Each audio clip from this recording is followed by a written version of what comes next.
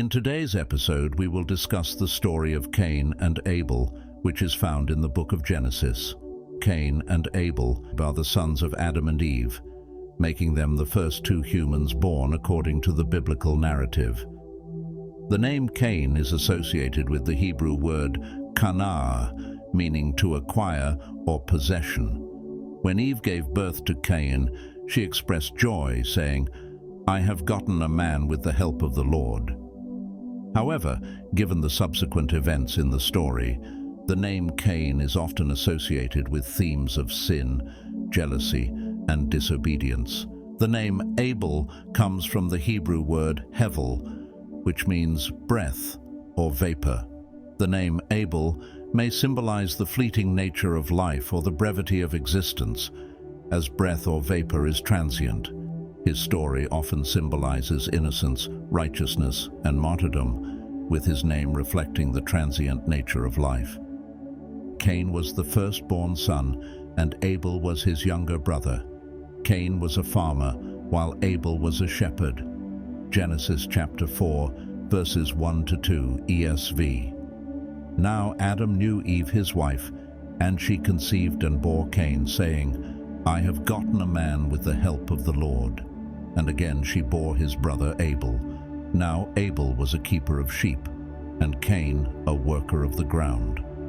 These verses outline the birth of Cain and Abel, with Cain being the firstborn and Abel being his younger brother. It also describes their occupations. Abel was a keeper of sheep, indicating that he worked as a shepherd, while Cain was a worker of the ground, implying that he was a farmer, tilling the soil and cultivating crops. Now things get interesting when Cain and Abel decide to make offerings to God. Genesis chapter 4, verses 3 to 5, ESV. In the course of time, Cain brought to the Lord an offering of the fruit of the ground, and Abel also brought of the firstborn of his flock and of their fat portions.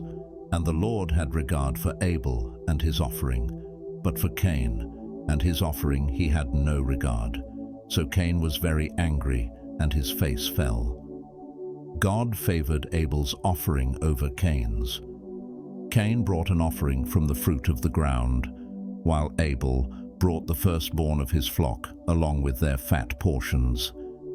It is important to note that Abel's offering was given from the best of his possessions, which reflected his sincere devotion and reverence for God. The phrase, "But for Cain and his offering he had no regard," indicates that God did not accept or approve of Cain's offering in the same way that he accepted Abel's offering. Essentially, God did not show favor or approval toward Cain's offering as he did with Abel's. As a result of God's rejection of his offering, Cain became very angry, and his countenance fell. This reaction reflects Cain's feelings of disappointment, frustration, and jealousy towards his brother Abel. Cain's anger and resentment towards Abel ultimately lead to tragic consequences. Genesis chapter 4, verse 8 describes the pivotal moment in the story of Cain and Abel, when Cain's jealousy culminates in an act of fratricide. Cain spoke to Abel his brother, and when they were in the field, Cain rose up against his brother Abel and killed him. This verse portrays Cain's conscious and planned action of confronting his brother Abel and ultimately taking his life. The scene is set in a field, away from the prying eyes of others, where Cain confronts Abel with his jealousy and resentment. In a fit of rage and envy, Cain rises up against his brother and commits the heinous act of murder. Genesis chapter 4, verses 9 to 12, ESV. God confronts Cain about the murder of his brother Abel and pronounces a curse upon him. Then the Lord said to Cain, "Where is Abel your brother?"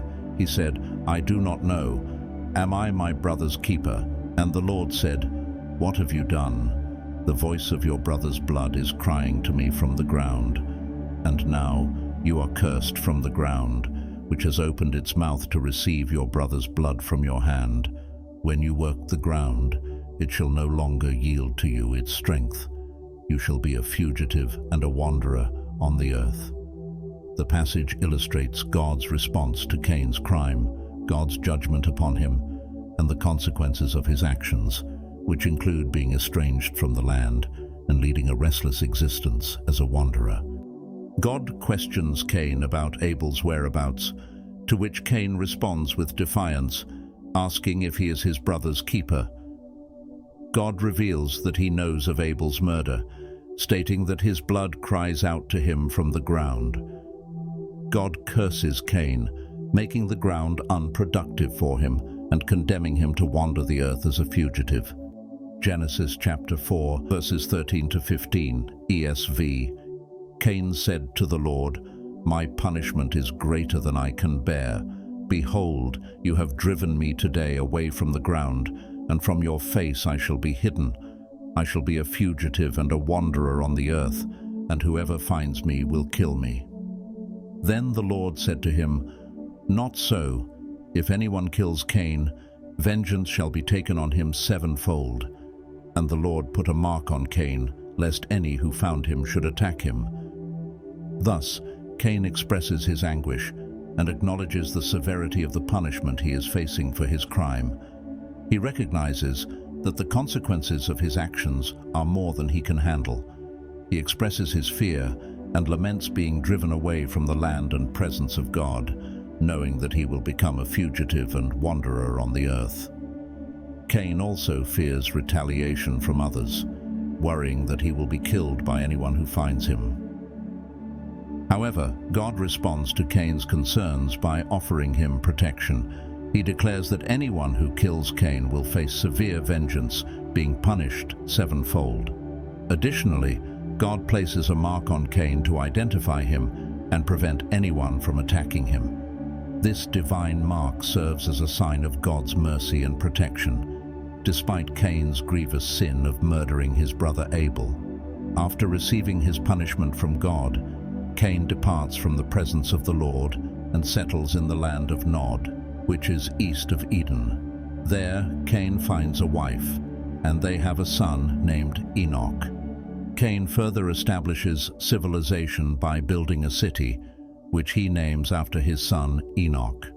Genesis chapter 4, verses 16 to 17, ESV. Then Cain went away from the presence of the Lord and settled in the land of Nod, east of Eden. Cain knew his wife, and she conceived and bore Enoch. When he built a city, he called the name of the city after the name of his son, Enoch. These verses highlight the continuation of human civilization and the establishment of Cain's lineage, despite his punishment and separation from God's presence. The narrative continues with Cain's descendants. The lineage extends through Enoch's descendants, including Lamech, who takes 2 wives. Lamech's children, including Jubal, and Tubal-Cain, contribute to society with innovations in agriculture, music, and metalworking. However, Lamech boasts to his wives about killing a man and asserts that his vengeance is greater than Cain's. Rather than expressing remorse or seeking reconciliation, Lamech celebrates violence and retribution. Thus, the narrative following God's confrontation with Cain illustrates the consequences of sin, the continuation of human civilization, and the progression of Cain's lineage, which includes both cultural achievements and moral decline. We'd love to hear your thoughts on this topic. Share your opinions in the comments below. And if you enjoyed today's discussion, please give it a thumbs up and remember to subscribe for more content like this. Thank you.